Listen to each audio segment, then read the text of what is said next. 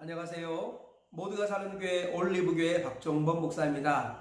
오늘도 하나님의 은혜와 평강이 우리 주 예수 그리스도 안에서 저와 우리 모두에게 넘쳐나길 주의 이름으로 축복합니다. 오늘은 시편 33편 10절에서 22절 말씀에 근거해서 하나님을 자기 하나님으로 삼은 나라의 복이라는 제목으로 하나님의 말씀을 전하도록 하겠습니다. 시편 33편은 다윗의 노래입니다. 다윗이 하나님을 마땅히 찬양해야 할 이유를 1절부터 9절까지 말씀하고요. 10절부터는 하나님을 자기 하나님으로 삼은 나라의 복에 대해서 말씀하고 있습니다. 오늘 말씀을 조금 더 자세히 살펴보시면서 하나님이 나의 하나님 되고 또 하나님을 나의 하나님으로 모신 자의 복을 누리시는 저와 우리 모두가 다 되시길 주의 이름으로 축복합니다. 오늘 본문은 대략적으로 세 가지로 살펴볼 수 있습니다. 첫째로 세상 나라의 계획은 폐하여지나 하나님을 자기 하나님으로 삼은 나라는 복되다 라고 말씀합니다. 오늘 본문 10절 이하를 보면 여호와께서 나라들의 계획을 폐하시며 민족들의 사정을 무효하게 하시도다. 여호와의 계획은 영원히 서고 그의 생각은 대대에 이르리로다. 여호와를 자기 하나님으로 삼은 나라 곧 하나님의 기업으로 선택된 백성은 복이 있도다. 네, 다윗은 세상 나라와 하나님을 자기 하나님으로 삼은 나라를 대조하고 있습니다. 그러면서 세상 나라의 모든 계획과 사상은 폐하여지고 무효화될 것이나 그러나 하나님을 자기 하나님으로 삼은 나라는 복될 것이다. 이렇게 말씀하고 있는 것이죠. 둘째로 하나님은 하늘에서 사람의 마음을 굽어 살피시는 분이다 라고 말씀하고 있습니다. 13절 이하에 이렇게 말씀합니다. 여호와께서 하늘에서 굽어보사 모든 인생을 살피시며 곧 그가 거하시는 곳에서 세상의 모든 고민들을 굽어 살피시는도다. 그는 그들 모두의 마음을 지으시며 그들이 하는 일을 굽어 살피시는 이로다. 네, 하나님께서 사람의 마음을 지으셨고 사람을 모두 살피시는 분, 그분이 바로 하나님이시다라고 말씀을 하고 있습니다. 그리고 둘째로 자기의 힘이나 군대가 자기를 구원하는 것이 아니라 여호와를 경외하는 것이 그를 구원한다라고 말씀하고 있습니다. 16절 이하를 보면 이렇게 말씀합니다. 많은 군대로 구원 얻은 왕이 없으며 용사가 힘이 세어도 스스로 구원하지 못하는도다. 구원하는 데에 군마는 헛되며 군대가 많다 하여도 능히 구하지 못하는도다. 여호와는 그를 경외하는 자 곧 그의 인자하심을 바라는 자를 살피사 그들의 영혼을 사망에서 건지시며 그들이 굶주릴 때에 그들을 살리시는도다. 네, 하나님께서는 자기 힘을 의지하거나 군마를 의지하거나 군대를 의지하는 사람이 구원을 받을 수 없다. 오직 하나님을 경외하고 하나님의 인자하심을 사모하는 자를 하나님은 구원하신다라고 말씀하고 있습니다. 이것이 오늘 본문에서 말하는 다윗의 노래의 핵심 세 가지 내용이지요. 이 말씀을 통해서 우리가 얻을 수 있는 교훈을 몇 가지로 살펴보겠습니다. 첫째로 내 생각과 계획을 하나님의 생각과 계획에 맞추라는 것입니다. 하나님께서는 세상 나라의 계획과 생각은 결국 폐하여지고 무효화될 것이라고 말씀합니다. 그러나 하나님을 자기 하나님으로 삼은 나라는 복되다라고 말씀하지요. 하나님께서는 정말로 복된 사람은 생각과 계획을 하나님의 생각과 계획에 맞추는 것입니다. 자기 계획과 자기 생각대로 사는 것이 아니라 하나님의 계획과 생각에 맞추어서 그것에 순종하며 살아가는 것, 이것이 복되다라고 말씀합니다. 세상의 모든 것들은 썩어질 것이고 결국은 마지막에 무너진다고 말씀합니다. 풀은 마르고 꽃은 시드나 우리 하나님의 말씀은 영원히 있도다. 성경은 말씀하고 있습니다. 자기 계획과 생각으로 살아가는 것이 아니라 하나님의 말씀으로 살아가는 것, 이것이 복되다고 오늘도 우리에게 말씀하고 있습니다. 특별히 3절에서 다윗은 이렇게 말씀하고 있습니다. 여호와를 자기 하나님으로 삼은 나라 곧 여호와의 기업에 택하심을 입은 자는 복되도다. 이렇게 말씀하고 있습니다. 하나님의 택하심을 받은 자가 누구냐? 바로 하나님을 자기 하나님으로 삼은 자다라고 말씀하고 있습니다. 즉 하나님의 주권과 인간의 책임이 균형을 이루고 있다는 것을 말씀하고 있습니다. 하나님이 택한 사람이 누구입니까? 하나님을 자기 하나님으로 삼는 사람, 그 사람을 하나님이 택하였다고 말씀하고 있는 것입니다. 그러므로 말로만 하나님이 나를 택하였다 이렇게 말하는 것은 온전한 고백이 아닙니다. 하나님께서는 하나님을 진정으로 하나님으로 여기고 그리고 자신의 생각과 계획을 하나님께 맡기는 사람, 하나님께 맞추는 사람, 그 사람이 하나님이 택하신 사람이다 라는 것입니다. 신약적으로 표현하면 부활하신 예수님을 주인으로 모시며 살면서 삶의 모든 영역 속에서 예수님의 주인 되심을 인정하는 그 사람, 그를 하나님이 택하셨다라고 성경은 말씀하고 있습니다.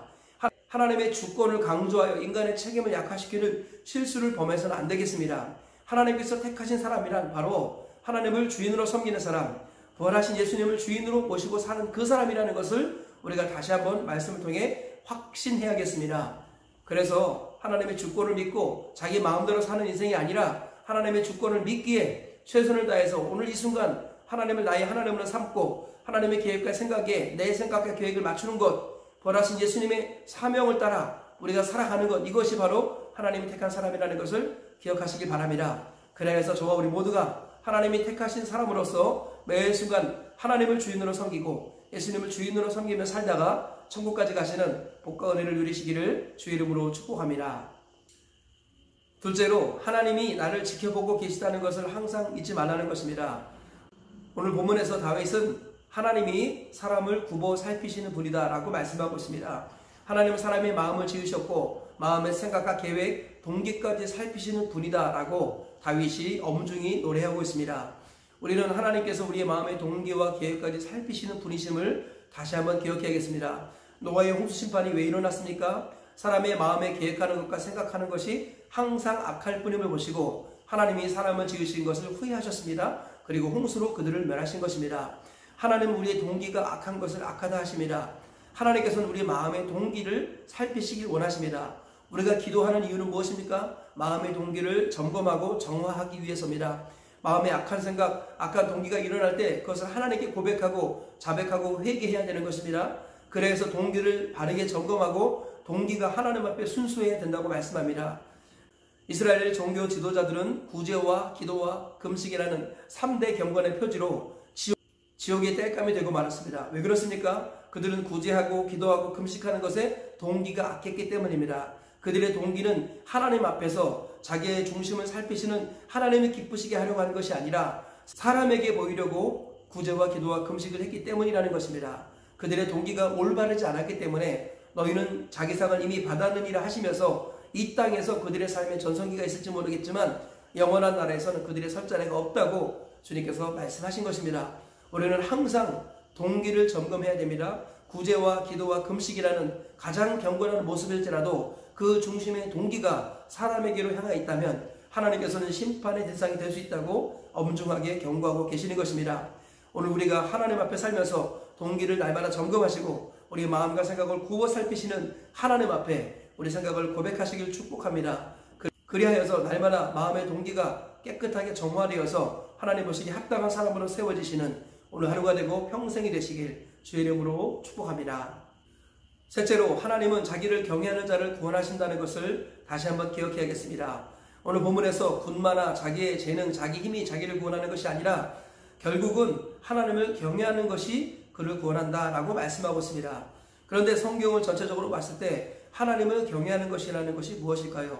하나님을 경외한다는 말은 하나님을 사랑해서 무서워한다는 말입니다. 정말로 하나님을 사랑해서 무서워하는 사람의 특징이 뭐냐? 첫 번째로는 말을 조심합니다. 이스라엘 백성들이 애굽을 건넜음에도 불구하고 그들의 대다수가 광야에서 멸망을 받았습니다. 그 이유 중에 하나가 무엇이냐면 말을 함부로 했기 때문입니다. 너희 말이 내 귀에 들린 대로 내가 너희에게 행하리라. 하나님이 말씀하셨습니다. 말세에 무슨 무익한 말을 하든지 그들이 이에 대해 신문을 받으리니 내 말로 의롭다함을 받고 내 말로 정죄함을 받으리라. 우리 주님은 말의 중요성을 계속해서 강조하셨습니다. 그런데 이스라엘 백성들은 광야에서 함부로 하나님을 원망했습니다. 하나님이 세우신 사역자 모세를 원망했습니다. 그리고 다시 애굽으로 가자고 하나님 앞에서 불평거렸습니다. 그랬을 때 하나님께서는 너희 말이 내 귀에 들은 대로 내가 너에게 행하리라 하시면서 그들을 광야에서 멸하셨다라는 것입니다. 정말로 하나님을 사랑해서 하나님을 두려워하는 사람은 말을 조심하는 것입니다. 하나님을 섬기는 사람들은 절대 믿음, 무한 긍정의 말을 가지고 살아야 하는 사람이다 라는 것입니다. 둘째로, 하나님을 경외하는 사람들의 특징은 적극적인 태도를 갖고 있다는 것입니다. 하나님을 경외한다는 말은 그를 사랑해서 그를 두려워하고 결국 그를 의지한다는 것입니다.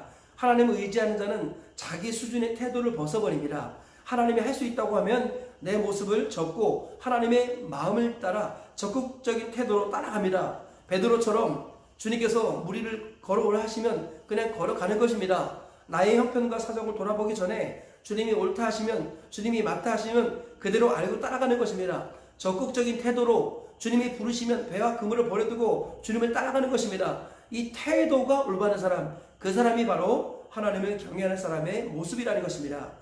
또한 셋째로 하나님을 경외하는 사람의 모습은 하나님의 말씀이 기준이 되는 삶을 산다는 것입니다. 자기 생각이나 자기 경험이 기준이 아니라 하나님의 말씀이 기준이라는 것을 기억합니다. 그래서 말씀에 자기 생각을 맞추는 것입니다. 말씀을 기준으로, 말씀을 중심으로 살아가는 그 사람, 그가 진정으로 하나님을 경외하는 사람이다라고 성경은 전반적으로 말씀하고 있습니다.